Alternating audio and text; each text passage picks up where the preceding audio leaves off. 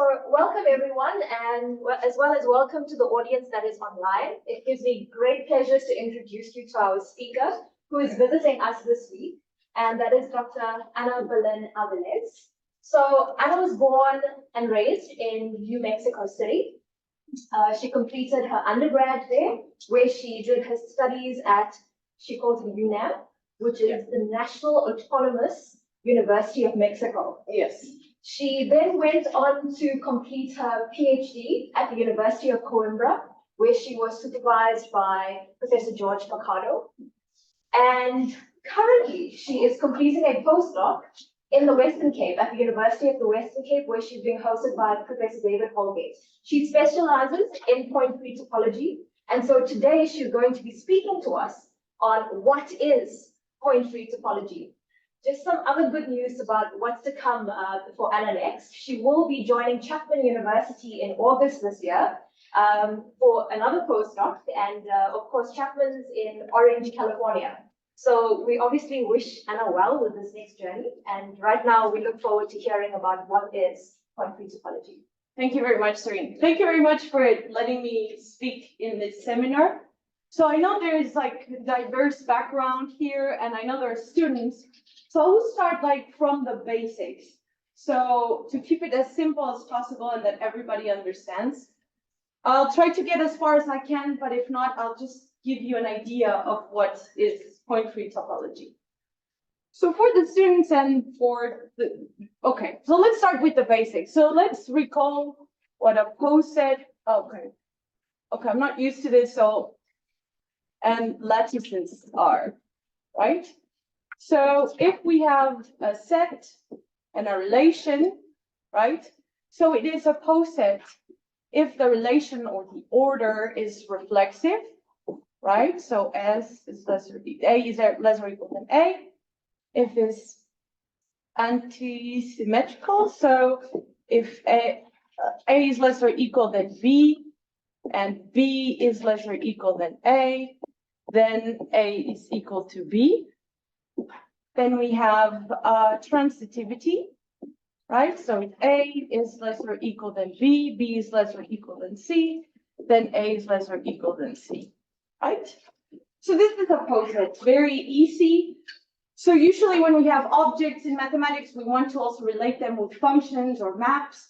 So when you have two posets, you are working with functions that are monotone. So what does this mean? That it preserves the structure, right? So if you have A less or equal than B, you want then that the image also preserves the order. So easy examples.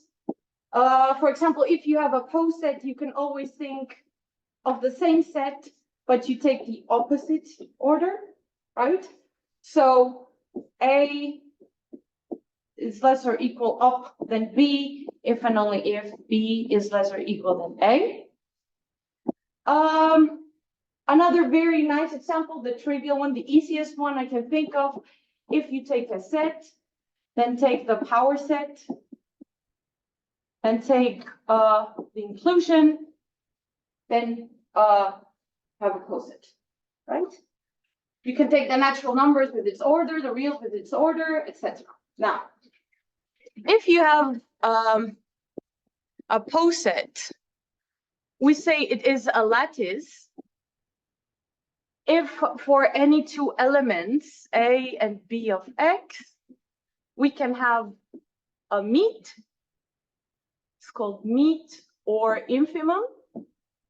So it means I have, for every two elements, I have the biggest lower bound. And I have joins or supremum, right? So it has the least upper bound. So again, this is a lattice, union intersections, everything works nice. You say it's bounded if it has the smallest element and the biggest element. So for example, here we would have the empty set and the whole thing. This is the bottom, this is the top. We can also work with distributive lattice.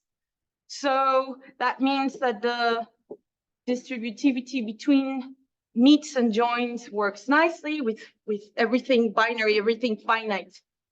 So this, C, and of course you have the other one too. So let me just do it like this, right? So if you have this, you have the other one. What I mostly will care about in this talk are what we call complete lattices. So complete lattices, what you have is you have for every subset of your lattice X, you have the join S and the join and the meet of S. So the supremum and infimum, you have arbitrary joins and arbitrary meets. In particular, notice that you have the join of all the thing, which should give you a 1. So you have a top element, you have the meet of all of it, which is 0. So you have a bottom and a top element. You also have the join of the empty set, which is 0, and you have the join of the empty set, which is 1. Right? So this is a complete lattice. You have arbitrary joins and meets. In fact, if you have arbitrary joins, then you already have all the meets, because you can define the meets as the join of all the lower bounds.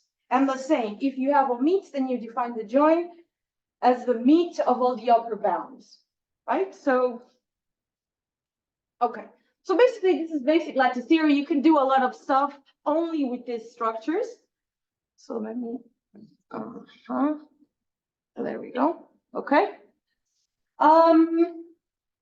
So for example, this one is also a complete lattices because we have arbitrary unions, arbitrary intersections. Yeah, so there's something interesting now. So I will go into defining what are Galois adjunctions.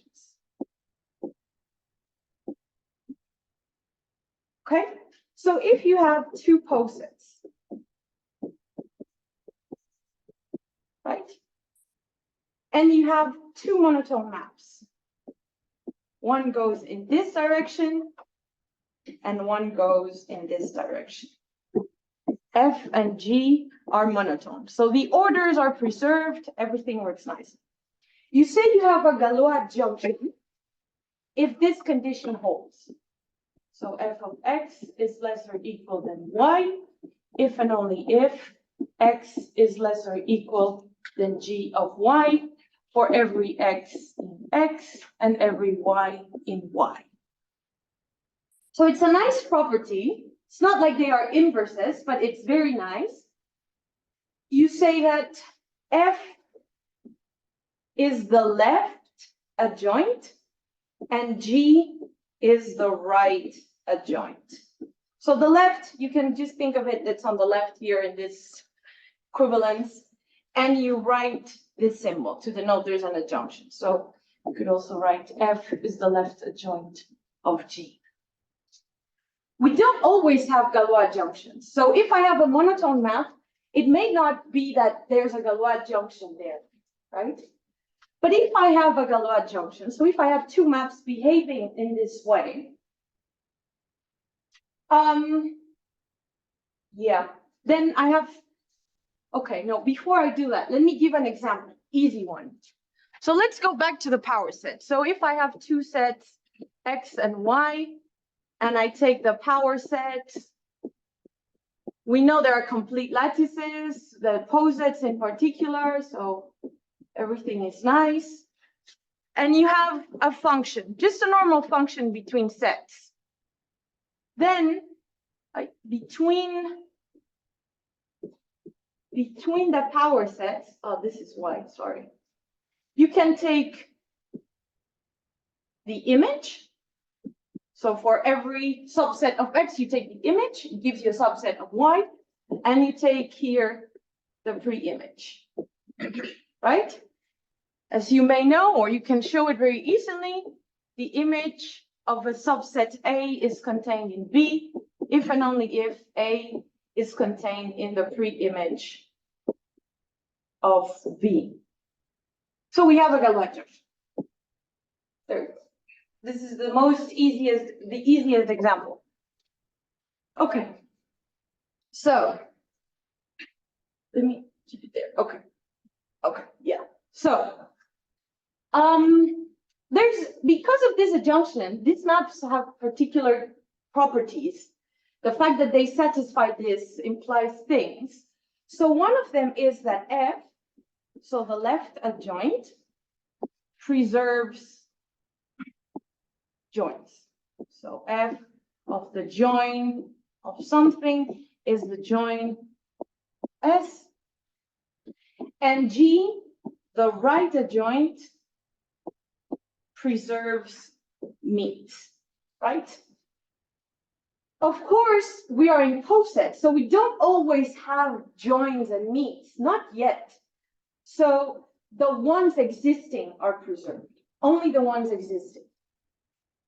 But if we have this situation, but now we are in complete lattices,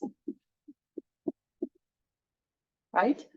So instead of just having posets, I actually have complete lattices. So I have all joins, I have all meets. Then a map from X to Y, F, is a left adjoint if and only if F preserves arbitrary joins, right? And then you would define the right adjoint.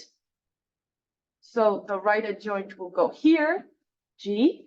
You would define it as the join of all the x's in X, such that F of X is less or equal than Y, right? And of course, you have the dual thing. So if G is a right adjoint, G would be a right adjoint if and only if G preserves arbitrary meets. And then you would define F of X as the meet of all the Y's in Y, such that X is less or equal than G of Y, right? So when you have complete lattices, you only look like, oh, if this map preserves joints, then I have a right adjoint. That's the easy way to do it. That's if you see that something preserves joints, there's usually an adjunction there. They are unique. They are uniquely determined. It's not like I can have several. If I have a map like this, I can have several right adjoints. It's uniquely determined. And yeah. So that's what we have with the joints. If you know category theory, this is a real adjunction. If you look at the posets as categories themselves, then this would be functors and you have an adjunction. If you don't know category theory, forget about what I just said. Okay? So this is the general background. This is all we need. So now let's actually start defining. Okay.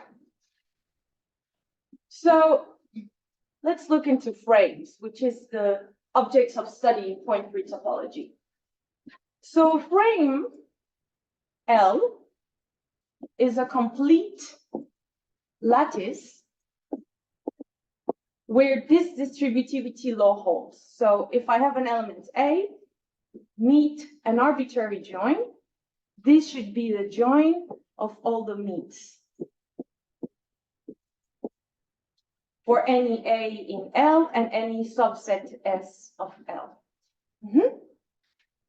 So L is a poset, it has an order, it's a complete lattice, it has arbitrary joins, it has arbitrary meets. In particular, it has a bottom element, it has a top element.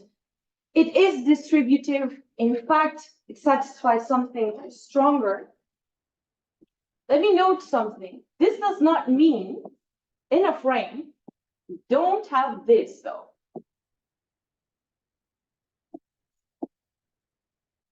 So you might think, oh, if I have this, then I also have this. No, this does not always happen in frames. We only have this. Okay? So, You have some mathematical objects, you want to see how to relate them, so you need maps between them. So if I have a map between two frames, let's call this H. We say H is a frame homomorphism if H preserves joins, arbitrary joins, and S preserves finite meets, right? So H of an arbitrary join is just the join of the images, right? And here we have that for any two, then we get this, right? In particular, you will have that the 0 goes to 0 and the 1 goes to the 1, right? 0 of L goes to 0 of M, 0 of, yeah, right? So we have our objects and we have the maps that we want to work with between them. So let's give examples. So the first example, again, let's keep it simple. Let's take the power set and the inclusion. So we already know this is a poset. It is complete, has unions and intersections. And in fact, the union and the intersection distribute. So we have this distributed. So this is the frame. Now, let me go into another example, the one that I really care about. So, okay. So for that, let's think of topological spaces, right? So I don't know if all the students here have worked with topological spaces, so let me give a little intro. The way I like to think about topological spaces is as a generalization of metric spaces. So in metric spaces, what do you have? You have points, right? You have a set, you have points, and you measure how things are far from each other by having a distance function. Now in metric spaces, you can also say, oh, well, but you can also work with the balls, the sets that tell you if the things that are close to the points, right? So in topological spaces, you say, okay, so if I have this set, then let's forget about the distance. Let's just think of points and a certain class of sets that tell you if things are close or far from each other. Okay, so that's the idea of topological spaces. Let's see the formal definition. So you have a set and you have a topology. This is called a topology. So a topology is just a subset of the power set. So it's a family of subsets of X such that I need the empty set and the whole thing to be here in the topology, right? I want that if I have an arbitrary family of sets in the topology, then I want the whole union to be there, right? And if I have two of them in the topology, I want their intersection. I know, okay. I want the intersection to also be there, right? So I have the empty set X, I have arbitrary union, and I have that the intersection should be there. Okay? So if you see, then, okay, so then I take the topology. So I have a topological space. I take the topology. I can order it by inclusion, right? So 2 elements here, I order them with inclusion. It's a subset of the power set, so everything works fine. I have a bottom element because I have the empty set. I have a top element, which is the whole thing. I have arbitrary unions because I'm asking the unions to be kept inside the topology. So I have arbitrary joins. So then I have arbitrary meets. And I have the distributivity law. So I have that U intersection BI. This is just the union of BI's. I, right? So this is a frame.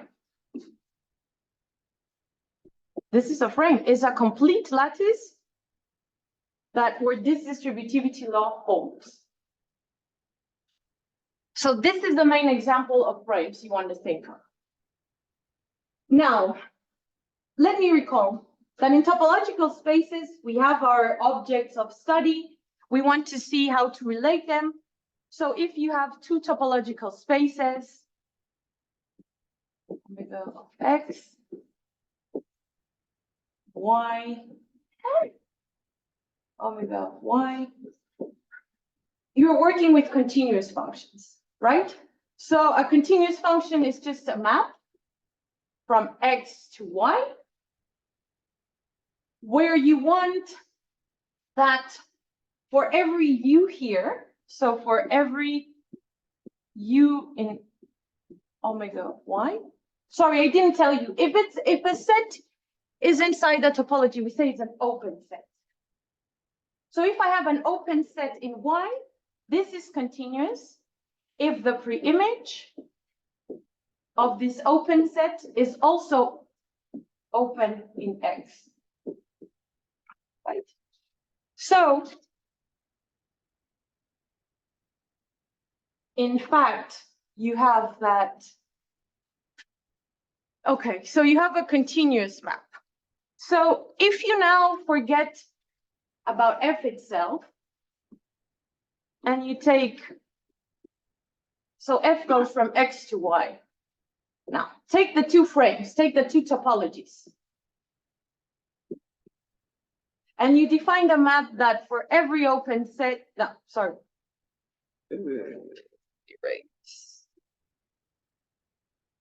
For every open, sorry.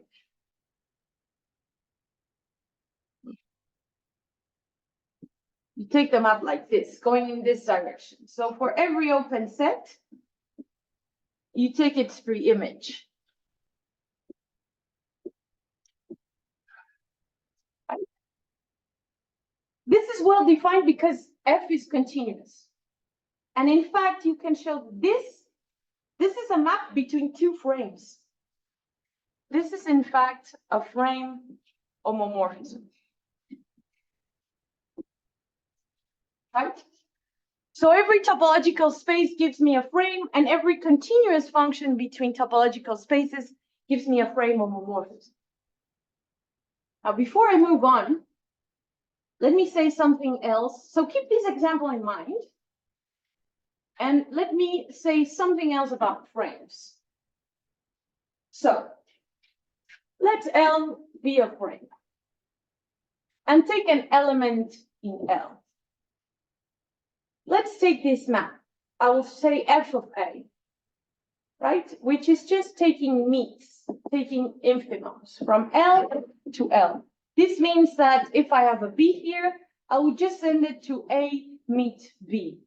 So A is fixed. So because it's a frame, we have this. The meet of the join is the join of all the meets. So what does this mean? This means that f of a preserves joins.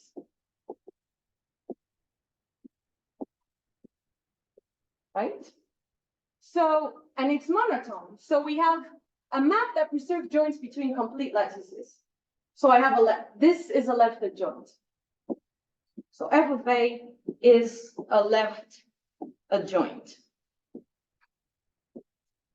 Okay, so then it has a right adjoint. Okay, has a right adjoint, let's say G of A, that goes from L to L. And as I mentioned before, G of A is defined, G of A of C, as the join of all the x in X such that f of A of X, which is just the meet, A meet X, is less or equal than C. Remember, this is FA of X, right? So this is the right adjoint. Okay, but in fact, I fixed the A, but then you can have this for any element A and all this, and you always have this. So this actually defines an operation which we denote by A implies C. This is called a Heyting operator. Okay, don't mind the name, but if you know about this, then it's good. So because we have the adjunction here, remember that this means that f of A is less or of B, FA of B is less or equal than C, if and only if B is less or equal than GA of C. But if we now translate it to meets in this operation, what we have is that A meet B is less or equal than C, if and only if B is less or equal than A implies C. Right? So in every frame, you always have a Heyting operator. Now, you have the Heyting operator for any two elements. So in particular, we call, for an element A in A, we call A star, which is just A implies 0. We call it the pseudo complement. Right? Why is it a pseudo complement? Well, because if you do all the computations, you have that A star meet A is equal to 0. It's pseudo because you don't always have that the join is equal to 1. This is not true. A complement would be having that the meet is 0 and the join is 1. But it's almost a complement. So this operation and this pseudo complements play an important role in frames. And now we have everything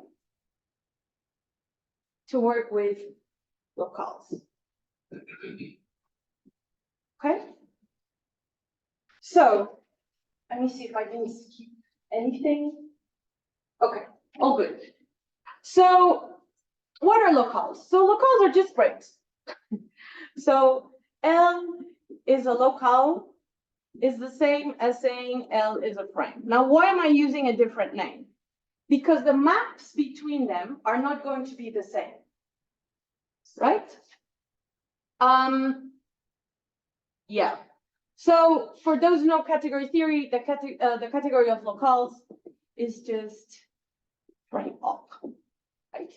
But we can actually characterize the arrows in this category concretely. So let me tell you what are, so we have locales, we have frames. Let me tell you the maps between locales. So let's say we have two frames or locales.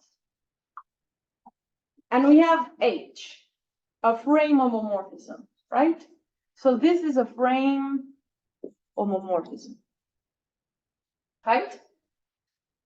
What was the definition? That H preserves arbitrary joins and H preserves finite meets.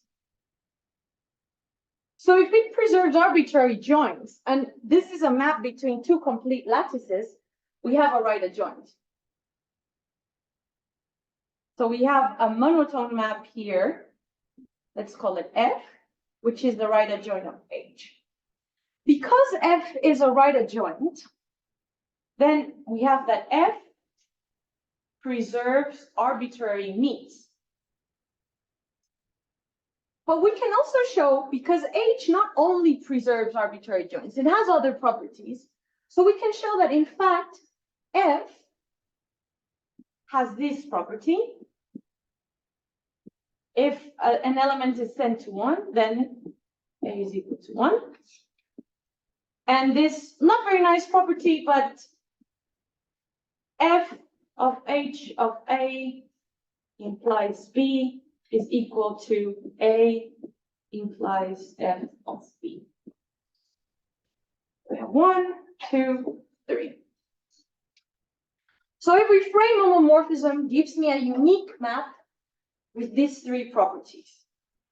And the reverse holds because they're uniquely determined. So if I have a map between frames F that satisfies 1, 2, and 3, then it has a left adjoint H, which is a frame homomorphism. So this kind of maps between frames, so let's say a map F from M to L that satisfies 1, 2, and 3. This is what we call a localic map. You see? So when I'm working with frames, I'm working with frame homomorphisms. When I'm working with locales, I'm basically working with localic maps. So let me give you now a big picture of what are we doing here. So we've defined a couple of things. So we have frames. Let's just sum up. We have locales. And we have topological spaces. Okay? So here I'm working, in this category, I'm working with frames, and I'm working with frame homomorphisms. In locales, I'm working with locales, which is exactly the same as this, but I'm working with localic maps. And in topological spaces, well, I'm working with topological spaces, right? So I have a set with a topology, and I'm working with continuous maps, right? So I have these 3 things, these 3 categories. So, and I told you that if I have a continuous map F here, then in frames, I get the 2 respective frames. So the topology is a frame. So I have omega of X, and I have omega of Y, right? And I have the inverse image is a frame homomorphism. You see change direction though, but everything fine. In locales, I can get the respective localic map. So I would have, again, these 2 frames or locales, which are exactly the same thing. And then I would have a map here. You can describe it, I won't go through that. So this is the general picture that you should have when working with point-free topology. So let's see. So for every topological space, you have a frame or locale, and you have a map. So you can go from here to here. Now, not every frame comes from a topological space. So that's why you say that frames and locales generalize topological spaces. So you can say, so this is point-free topology. This right here is point-free topology, the study of these 2 categories. And it's a generalization of topological spaces, if you will. Now, the interesting thing here is that frames are lattices and stuff. So this is very algebraic. Here you're doing algebra, basically. When you work with locales and topological spaces, you're basically doing geometry. In point-free topology, you're working with both. So you have an algebraic and a geometric way of looking at spaces. And the way I like to think it, as I told you before, topological spaces was a generalization of metric spaces.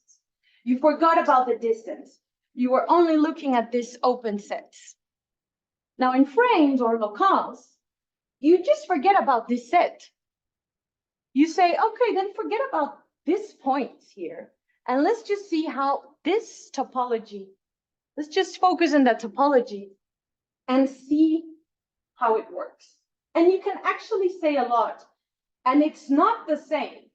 It's not like we're just doing topological spaces in an algebraic way. We can say different things. So this is the general picture. So if you understood till now, you already know what point free topology kind of is. So I don't know, how am I running the time?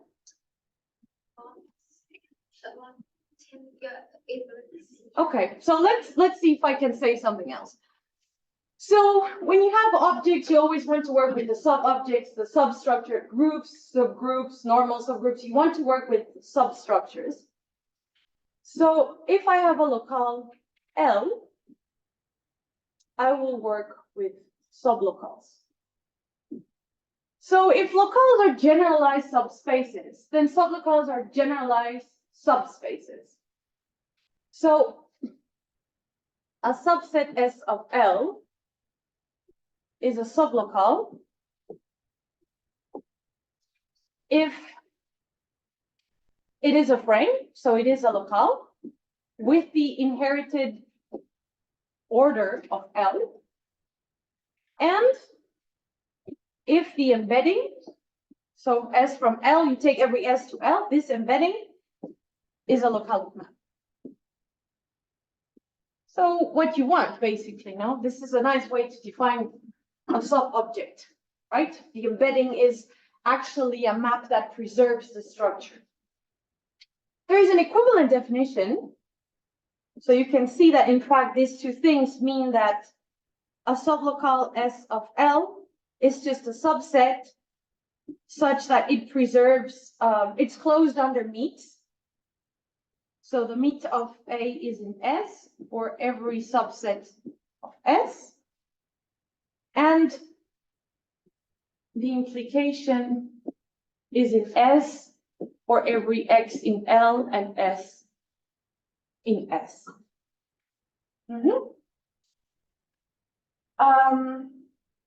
Yeah. So S is a locale itself. So you can see. So let's just notice something. Because it's closed under meet, the top element of L is always in S.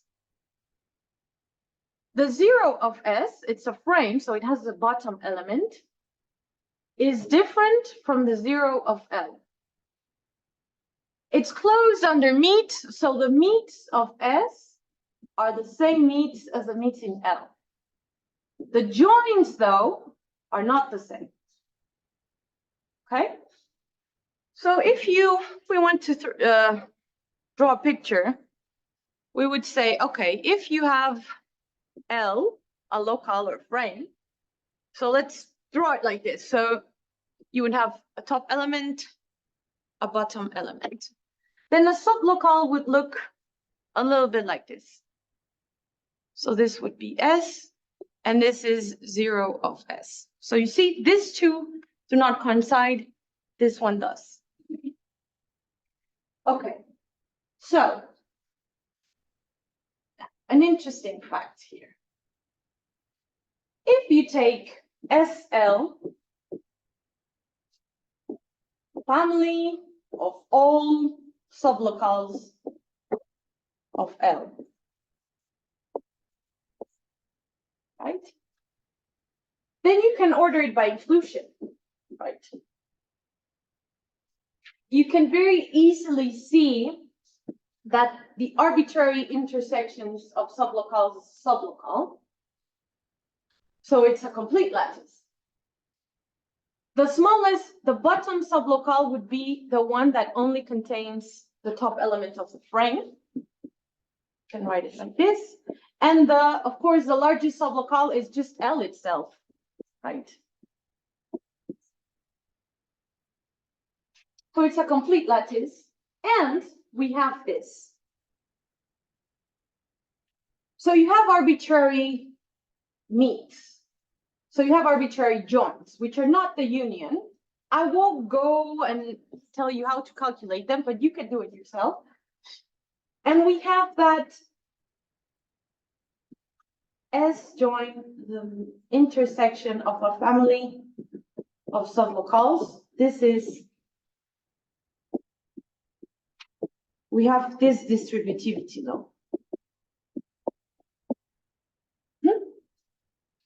So this is not a frame, because in frames you have the other one. You have a join here and you have a meet. But we have the dual. So when you have the dual, you would say it's a coframe. Or if you take the same set, but you use a reversed inclusion, then this is a frame. This is exactly what I'm saying. So this is a nice property. 2 minutes. Okay. Okay. Now, let me give you some examples of sublocales. So we already know that this one is a sublocale, this one is a sublocale. So for every A in L, I define C of A, which is just the opposite. So this is just all the elements of L such that X is bigger than A. This is a sublocale, and it's called a closed sublocale. And then you can define the opens. So these are just the X of L such that X equals A minus X. This is an open sublocale. Now there's a motivation behind why these are closed and open, but basically they behave very similar as open and closed subspaces in a topological space. In fact, we have their complement. So if you intersect, take the meet of an open and a closed, the respective ones, of course, get 0. If you take the join, which is not necessarily the union, then you get L, which is the 1, right? Yeah, so this behaves like closed and open sublocales. For instance, then you can define the closure of a sublocale. So as the close, if you have S a sublocale, you can define its closure. Of course, this would be all the closed, the intersection of all the closed, such that A is contained there. Intersection of closed is closed. Joins of open is open. So they behave very much like open and closed subspaces. I think I don't have more time to say more about this. But yeah, then with this, you can do a lot. So you can do a lot of what happens in topology. You can do it in frames. Not everything. It's not a copy, but yeah. So that's it. Thank you very much.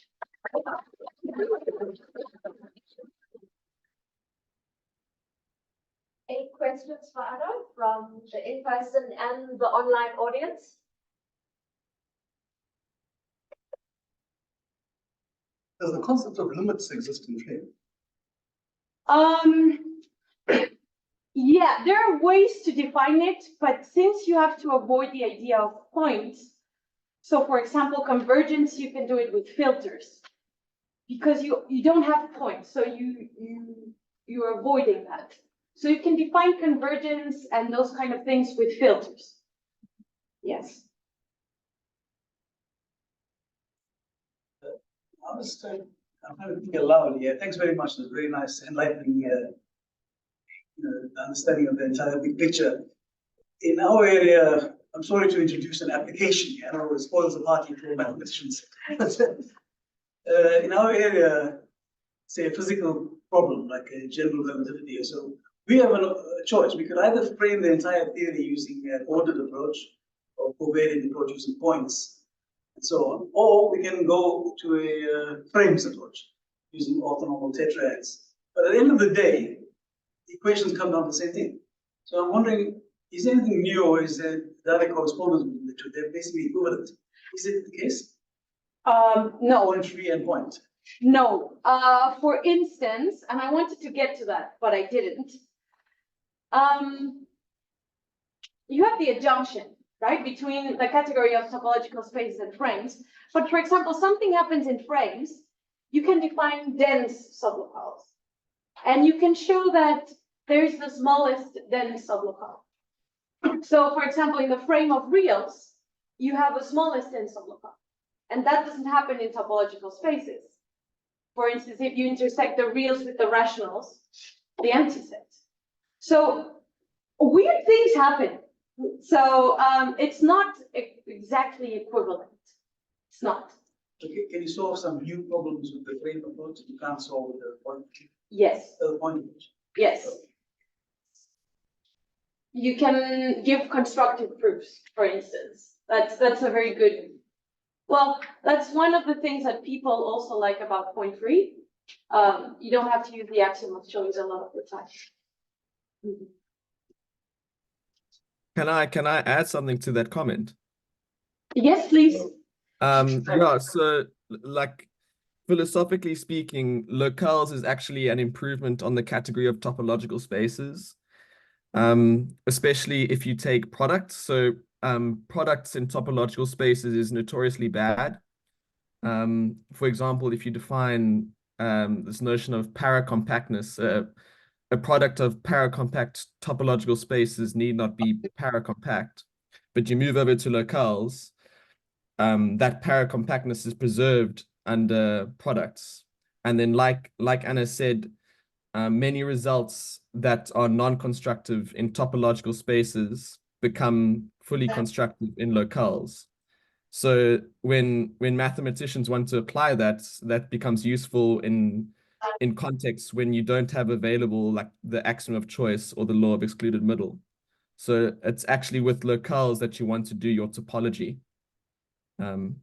That's so in that sense, people say locales is an improvement on topological spaces, philosophically speaking. Thanks, Joshua. No,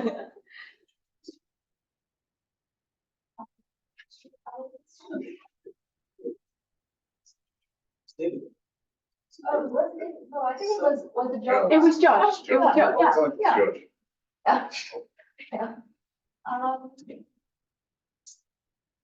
So Anna, we have a lot of students that are also seated here today, that I invited to join the talk. So you've already alluded to the benefits of having this generalization, starting from point three approach rather than just topological spaces.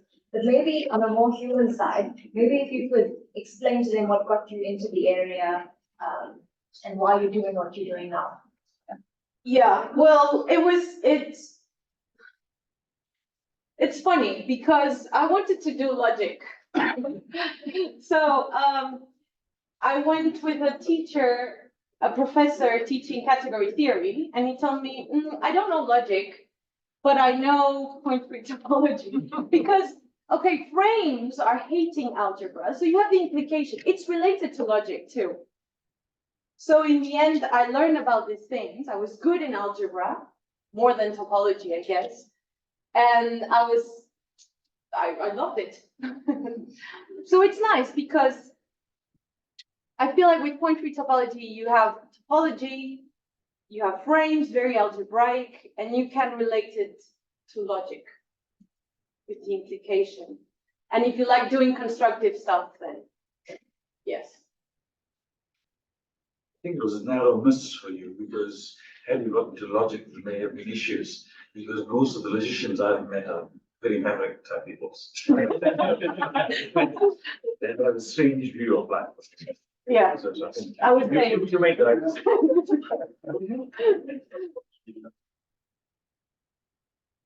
If there are no further questions for Anna, both online and in person, then let's thank Anna.